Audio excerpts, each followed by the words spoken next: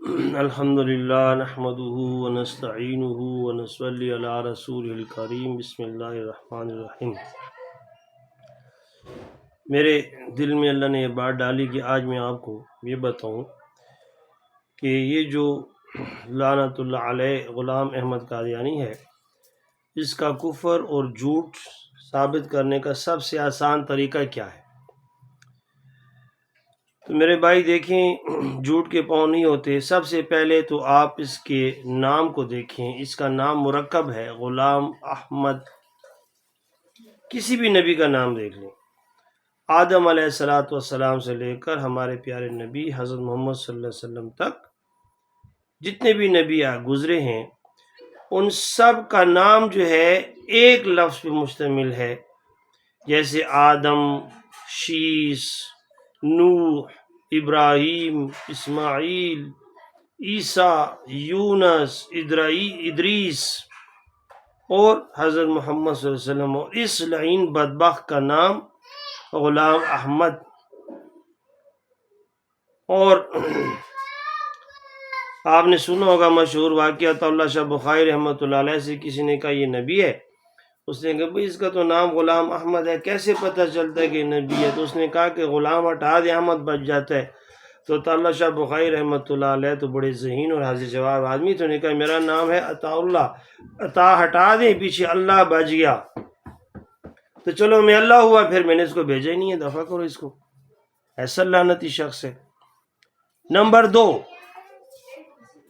ہر نبی کا اپنا کلمہ تھا، اس کا اپنا کلمہ ہی نہیں ہے۔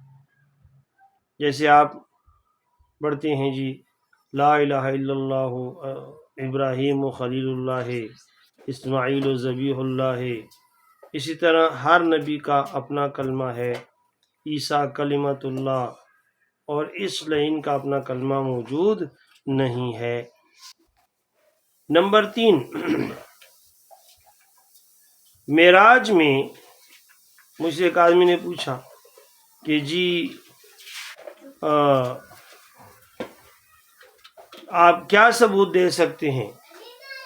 ایک قادیانی شخص تھا، اس نے کہیں پوچھ لیا، تو میرے دماغ میں اسی وقت یہ بات آئی، میں نے اسے کہا بھائی بات یہ ہے کہ نبی تو وہ ہوتا ہے جس نے حضرت محمد صلی اللہ علیہ وسلم کے پیچھے ان کی امامت میں معراج والی رات میں نماز پڑھی۔ تو کیا آپ کے غلام احمد قادیانی لعنت اللہ علیہ نے نبی صلی اللہ علیہ وسلم کے پیچھے نماز پڑھی تھی؟ تو آدمی چپ۔ اور خاتم النبیین کون ہوتا ہے؟ خاتم النبیین وہ ہوتا ہے جس نے معراج والی رات میں تمام نبیوں کی امامت کی اور تمام نبیوں کو نماز پڑھائی۔ تو یہ 3 باتیں بڑی آسان ہیں سمجھنا۔ پھر میرے بھائی دیکھیں، دنیا میں سب سے عزت والا آدمی اور جو معزز ذات ہوتی ہے اور جو اکرام والی ذات ہوتی ہے، وہ نبی کی ذات ہوتی ہے۔ نبی سے زیادہ کوئی مکرم ہی نہیں ہوتا۔ اور یہ جو لعنت اللہ علیہ ہے، یہ لیٹرین میں گر کر مرا ہے۔ مشہور بات ہے نا، کہتے ہیں ہوتا اگر غلام احمد خدا کا نبی، ٹٹی میں گر کر نہ مرتا کبھی۔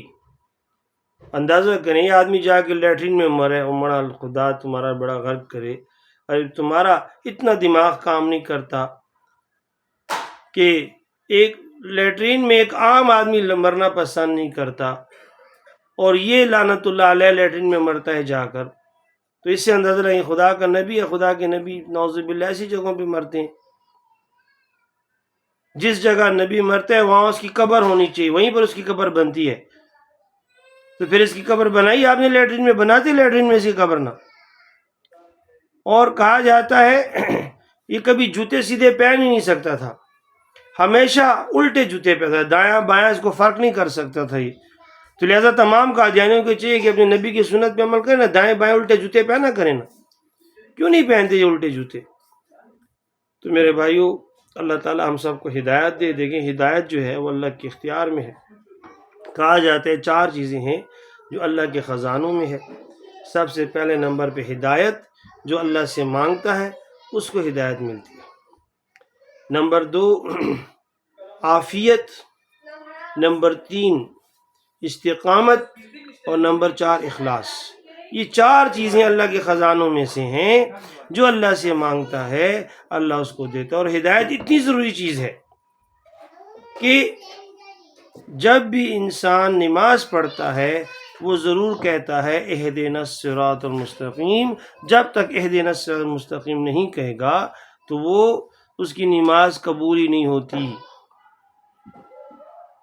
دوسری بات، ہر دعا قبول نہیں ہوتی۔ دیکھیں آپ بھی جانتے ہیں، میں بھی جانتا ہوں، دعا قبول کرنے کے 3 انداز ہیں۔